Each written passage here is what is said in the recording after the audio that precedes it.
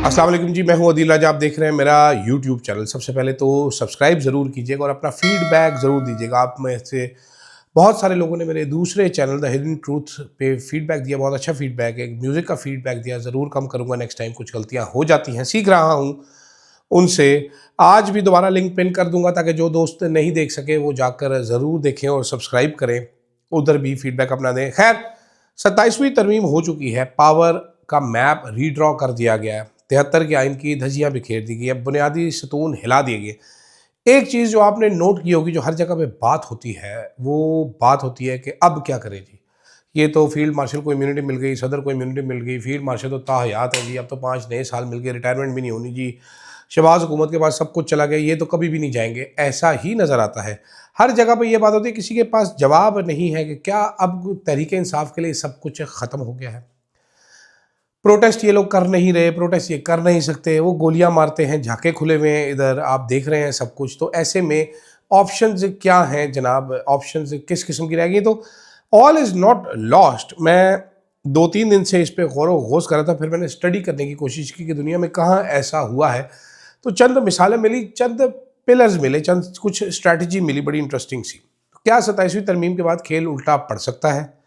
फिर बात करेंगे कि तहरीक इंसाफ दब गई है या अब और ज़्यादा ख़तरनाक हो सकती है। फिर 4 पिलर्स, 4 वार जो कि इस निज़ाम की बुनियादें हिला सकते हैं और असल टक्कर तहरीक इंसाफ ने क्या देनी है, इसके ऊपर कुछ मिसालों के साथ आपको समझाऊंगा। आसान नहीं है लेकिन बहुत ज़्यादा डूएबल है। ठीक है। तहरीक इंसाफ के पास 27वीं तरमीम के बाद रवायती सियासत करने के सारे दरवाजे बंद हो चुके हैं इस टाइम पे। स्पीकर को देखें, वो एक हवलदार से भी जूनियर हो चुका है। अपोजिशन लीडर तक मुंतखब नहीं हो रहा। पार्लियामेंट में इनकी कोई सुनाई नहीं होनी, इनकी सीटें चोरी की जा चुकी हैं, ये कुछ भी नहीं कर सके उसके ऊपर। अदलिया पे डाका डल चुका है बहुत बड़ा, अदलिया कमज़ोर तरीन हो चुकी है, लेकिन क्रैक्स अभी भी मौजूद हैं। ऐसे में नज़र ये आता है कि तहरीक इंसाफ सिर्फ और सिर्फ अब नीचे ही गिरेगी, इसके अलावा इसके पास कोई रास्ता नहीं है। लेकिन 4 पिलर्स की मैं बात करूंगा। ठीक है, ये 4 मॉडल जो हैं ये दुनिया में कामयाब मज़ाहमती तहरीकों की तरह उभर चुके हैं। साउथ अफ्रीका से हम पोलैंड जाएंगे, पोलैंड से हम टर्की जाएंगे, फिर लूला की सॉलिडारिटी, फिर अफ्रीका ANC। इन्होंने क्या किया था ये एक बार फिर जज्बाती बातें नहीं, दुनिया की एग्जांपल्स लेके मैं फिट करने की कोशिश कर रहा हूँ कि तहरीक इंसाफ क्या क्या कर सकती है और इसको क्या क्या करना चाहिए। पहला है जी पैरेलल लेजिटिमेसी। अब ये क्या चीज़ होती है ये आपको मैं समझाता हूँ। देखिए, फॉर्मल पॉलिटिक्स से जब आपको पुश आउट किया जा रहा है तो फिर आपने पावर अपनी उस फॉर्मेलिटी के राउंड बिल्ड करनी है। इस स्टेट के स्ट्रक्चर के बाहर आपने जाना है। ये अगर स्टेट का स्ट्रक्चर है तो आपने यहाँ पर खेलना है, स्टेट को इनकम्पस करना है अपनी पावर के अंदर।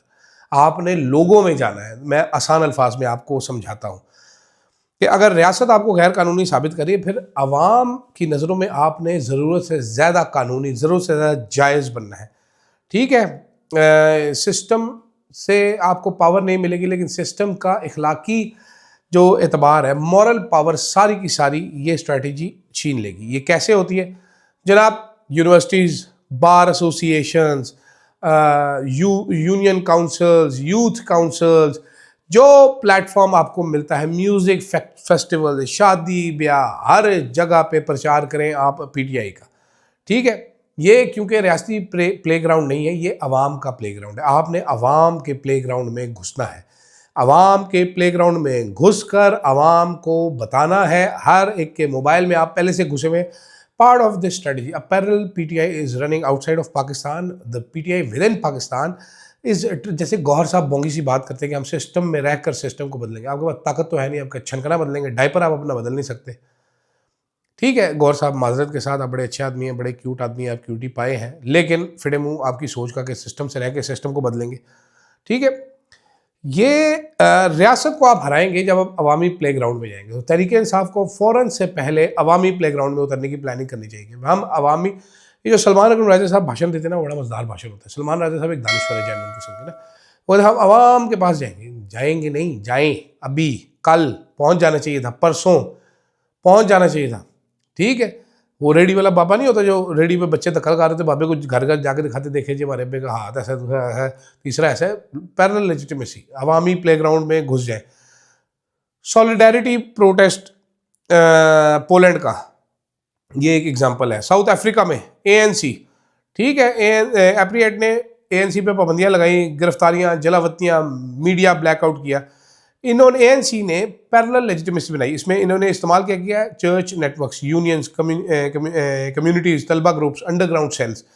नतीजा क्या निकला कि कानून तो ताकत रियासत के पास रही, लेकिन अवाम सारी एएनसी के साथ थी, रियासत हारी एंड में, अवाम जीती। आपने देख लिया है क्या हुआ, मंडेला साहब रहा हुए, आपके पास मसाजिद मौजूद हैं। अब देखिए, आपसे पहले वो भाग रहे हैं मसाजिद को काबू करने के लिए, ठीक है। तलवार यूनियन पे पाबंदी है, केपी से हटा सकते हैं आप लोग, ठीक है। नुकसान भी होगा, फायदा भी होगा, बहुत सारी चीज़ें इसमें की जा सकती। तो पैरेलल लेजिटिमेसी बनाने की ज़रूरत है। ये मैंने आपको एएनसी का बताया। अच्छा, उसके बाद दूसरी है टर्की। 2002 की AKP की मिसाल कि तैयब अर्दगान पर पाबंदी लगी, पार्टी पर पाबंदी, नाअहली हो गई, मुकम्मल रियासत ने एक स्टोन वॉल कर दिया उसको, ठीक है। उन्होंने कहा जी पार्लियामेंट में जगह है तो लोगों के घरों में तो जगह है, वो घरों में बढ़ गए, मोहल्लों में, मस्जिदों में, हाउसिंग सोसाइटीज़, छोटे छोटे नेटवर्क्स बनाए अपने। पैरेलल लेजिटिमेसी 2002 जो थी उनकी, ये बनाई थी उन्होंने 2002 में, ये लैंडस्लाइड जीत थी। पोलैंड की सॉलिडेरिटी मूवमेंट, गवर्नमेंट ने मार्शल लगाया, यूनियन बंद, लीडर जेल में। तो सॉलिडेरिटी ने सनती workers, industrial workers, church networks में पैरेलल लेजिटिमेसी सेंटर्स कायम किए, कम्युनिटीज़ में रखा, मार्शल लॉ तोड़ा। रियासत के पास ताकत रही, लेकिन इखलाकी कुव्वत सॉलिडेरिटी के पास जा चुकी थी। तहरीक इंसाफ ने क्या रेप्लिकेट करना है? मेरे नोट्स जो मैंने लिखे हैं, तहरीक इंसाफ को एक नेटवर्क मूवमेंट बनानी पड़ेगी, एक ऐसी तहरीक जो वोट लेती है लेकिन ताकत उसमें अवाम से आती है, अवाम से लेती है। इंतखाबी निज़ाम बंद भी हो तो पैरेलल लेजिटिमेसी PTI को मुस्तकबिल की हर गलती, हर बगावत, हर दरवाजे से जीत दिलवा सकती है। और ये अगर पहले इन्होंने शुरू किया होता पैरेलल लेजिटिमेसी की एक तहरीक, तो आप गैर सियासी, गैर जमाती जो इलेक्शंस पंजाब गवर्नमेंट करवाने जा रही है, उसमें भी अब सारे के सारे बंदे अपने जितवा ही सकते थे। दूसरी चीज़ क्या इन्होंने करनी है? इन्होंने करना है जी lawfare and legal delay warfare. वकला बहुत ज़्यादा है इनकी टीम में, लेकिन माजरत के साथ सारे के सारे डड्डू हैं। मेरे फेवरेट खोसा साहब भी सोते रहते हैं, काम कुछ करते नहीं है। लॉफेयर यहाँ पर इसका मतलब ये होगा कि अब अदालतों में आपने केस नहीं जीतना, आपने वक्त जीतना है। तहरीक इंसाफ के वकला माजरत के साथ प्रोफेशनल वकील होंगे, लेकिन ये इतना ही फुद्दू हैं, इनको सियासी केस लड़ना नहीं आता। जाते हैं और सज़ा करवा के वापस आते हैं। भोंगो, सज़ा तो होनी है, आपने टाइम बाय करना है, आपने टाइम बाय करना है। ये स्ट्रेटजी फारूक नायक, बाबर अवान, खोसा साहब अप्लाई कर चुके हैं in the case of Zardari साहब, जो 11 साल जेलों में रहे, ये लटकाई रखा है इन्होंने, फैसला नहीं होने दिया। इमरान खान के केस में जाते हैं, फैसला करवा के आ जाते हैं, ठीक है। आपने फैसला नहीं लेना, आपने नैरेटिव विन करना है। इद्दत केस फॉर एग्जांपल, आपने जितना लटकाएंगे नैरेटिव विनेंगे। आप केस नहीं जीतेंगे, पब्लिक लेजिटिमेसी यहाँ पर भी जीतेंगे। केस जितना लंबा चलेगा, बैटल फील्ड आपकी वही है, ज़्यादा से ज़्यादा प्रेस ब्रीफिंग हो। मसला क्या है आपका? केस चलता है, कोई बंदा ब्रीफ नहीं करता, डॉक्यूमेंट्स केस के नहीं देता, छुपा के रखते हैं वकला अपने पास कि मेरे पास टाइम नहीं है, मेरे सेक्रेटरी से बात करो, सेक्रेटरी कहते हैं मेरे को टाइम नहीं है, साहब को घर करो, अस्सी नहीं देने। अब बेवकूफ़ हो तो आपको तो एक एक क्रॉस एग्जामिनेशन, एक एक पेज जो है वो बांटना चाहिए, वो नेट पे लगाना चाहिए कि ये देखें जी आज इमरान खान के वकील ने क्या कहा, ये देखें जी इसने क्या कहा, ये देखें जी इसने क्या कहा, ठीक है। आपके पास ये हथियार है, इतना जालिम किस्म का हथियार है, ठीक है। और फिर आपने चंद केसेस उठाने हैं, तरीके साहब ने इलेक्टोरल फ्रॉड का केस, ये केस, वो केस, 7-8 केसेस, 10 केसेस उठा लें, टेस्ट केसेस। ये आपके वो केस होंगे जो आपके डिजिटल वॉरफेयर के हथियार होंगे, डिले वॉरफेयर के, जो आपके लॉफेयर के हथियार होंगे। एक केस आपका पूरे बयानिए को बदल के रख सकता है। लूला डि सिल्वा की एग्जांपल है, ब्राज़ील में उसको जेल में डाला गया, सियासत से निकाला गया, लॉफेयर इस्तेमाल किया, डिले पे डिले, डिले पे डिले, सालों की सालों लीगल बैटल्स चली, आज दोबारा सदर बन गया एंड में। अर्दगान 1998 से 2002 तक सियासी पाबंदियाँ, जेल, इंतखाबी नाअहलियाँ, डिले प्लस स्पॉटलाइट, केस चलता रहे, विक्टिम प्ले करता था, केस चलता था, विक्टिम प्ले करता था, और आज सदर बन के बैठे हैं। मलेशिया में अनवर इब्राहिम, बार बार जेल, बार बार मुकदमात, क्लासिकल पॉलिटिकल इंजीनियरिंग हुई, लेकिन उन्होंने लॉ फेयर से नैरेटिव बनाया। PTI को 10 फैसले नहीं चाहिए, PTI को 3 मुकदमे चाहिए जिनमें उसने इखलाकी तौर पर जीतना है। आपने कोर्ट से, अमीनुद्दीन से फैसला नहीं लेना जीत का, आपने केस चलाना है अपना, आपने अपना पॉइंट हर जगह पे रजिस्टर करवाना है। अपना पॉइंट सिर्फ अदालत में नहीं रजिस्टर करवाना, मीडिया में रजिस्टर करना है, आवाम को जाके बताना है कि जनाब हमने ये तुन के रख दिया है, ये जज बिके हुए हैं, ठीक है। डिले स्ट्रेटजी होगी तो ये स्पेस भी मिल जाएगा। उसके बाद स्ट्रेटजी का पिलर नंबर 3 है इंटरनल फ्रैक्चर स्ट्रेटजी। ये थोड़ा इंटरेस्टिंग चीज़ है, थोड़ी नाजुक चीज़ भी है। अथॉरिटेरियन जो सिस्टम्स होते हैं ना, ये बाहर के हमले से नहीं टूटते, ये अंदरूनी क्रैक्स से टूटते हैं। इसकी एग्जांपल बड़ी ज़्यादा है। पीटीआई को ठीक है सिस्टम के अंदर के इत्तेहादी नहीं चाहिए, इनको ना बस फोकस करना है, स्पॉटलाइट डालनी है उन लोगों पे। कुछ लोग हैं जो इनके साथ नहीं मिलेंगे लेकिन वो इनको हेल्प करेंगे, ठीक है। इनको ओवर सेंट्रलाइज सिस्टम जो होता है वो प्रेशर कुकर होता है, सीटी बचती है किधर से, कभी किधर से कभी किधर से। पीटीआई को वो सीटियाँ एम्पलीफाई करनी है। मेनली इनको ऐसे सरकारी बाबू चाहिए, ऐसे ब्यूरोक्रेट चाहिए। मुशर्रफ केस 2008 में बाहर से तो मुशर्रफ को नहीं कराया ना, अब तो सारे कहते हैं जस्टिस क्या नहीं कराया, लॉयर्स मूवमेंट ने कराया। इंडोनेशिया में शुआर्तो 32 साल का अमर 1 मिनट में गिरा था। एलीट ब्रोक रैंक्स, ये एलीट जो उसके साथ थी उन्होंने कहा बस यार बहुत हो गया। बिजनेस एलीट्स, फौजी धड़े, वुजरा, एक एक करके हाथ छुड़ाया। इजिप्ट स्कैफ ने एक ही रात में मुबारक का हाथ छोड़ा, मुबारक साहब भ्रंग करके गिर गए। इंटरनल फ्रैक्चर था ये भी। पीटीआई ने सबसे पहले क्या करना है, पीटीआई ने सबसे पहले अपने टूटे हुए खोते जो हैं वो जोड़ने हैं। शेर अफजल मरवत साहब, डिंगिया लत्ता पुलिस मुकाबले, ठीक है। पंजाब में कोई दूसरा, इधर आले हमजा बामुकाबला सलमान अगर में जाए, ये सब होंगे एक मुट्ठी की तरह, ऐसे होगा, कसून होगा। छोड़ दे सारों को, कोई गद्दार गद्दार की गेम बंद करके सारे एकजुट बनेंगे ये पीटीआई वाले। उसके बाद पीटीआई का फोकस होगा एलीट के ऊपर। बाहर वो तहरीक चल रही है जनाब अवामी, अंदर इनका फोकस है एलीट के ऊपर। एलीट के ब्यूरोक्रेटिक स्ट्रक्चर, जुडिशरी, फौजी, हर तरफ से इनका फोकस में आ जाएंगे। प्रेशर ग्रुप्स बन के उनके ऊपर काम करेंगे। पीपल्स पार्टी के ऊपर, नून लीग के बंदरों को, जो नाराज बंदा नजर आएगा उसको चिमड़ेंगे जाके। नज़र किस चीज़ पर रखनी है, ब्यूरोक्रेटिक फिटीक पे, जुडिशियल डाइसेंट पे, इन पे नज़र रखनी है।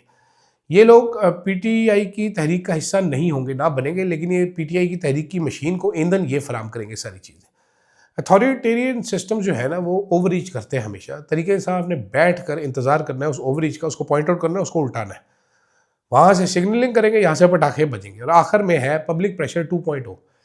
अब पब्लिक प्रेशर पे आती है बात, तो सारे कहते हैं जी पब्लिक प्रेशर कैसे हो गए, तो वर्ड उड़ गए, ये तो ये हो गए, ये तो वो हो गए, तो ये हो गए।